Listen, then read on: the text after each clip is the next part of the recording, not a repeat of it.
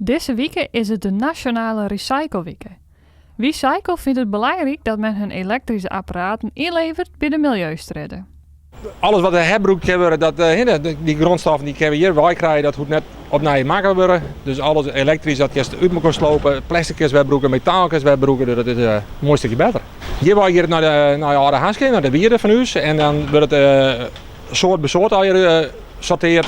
En dan gaat het nog verder naar de verwerker. Het plastic wordt schredderen, dat kun wegbroeken, alle metaal moet eruit halen, dat kun je al je wegbroeken. En in de koelkast zit ik nog eens van die aparte stof, en dat kun je eruit halen en dat kun je fatsoenlijk voorthalen worden. Elektrisch hier brengen, dat is gratis, ja, altijd. Maar bij de winkel heeft al verwijderingsbijdragen betalen, dus dat, van die cent wordt het verwerkt. Ik vind het wel belangrijk dat het uiteindelijk wegbroekt wordt, want het zijn beide dingen. Deze beide apparaten die ik nog hier inlever, die ben hier wezen nog gewoon de broeken. Hier nog het beide nog. Wanneer dat ik het hierheen brengen kan, ja, dan breng ik het hierheen. En dan gaat het in de gries af, in de griende container.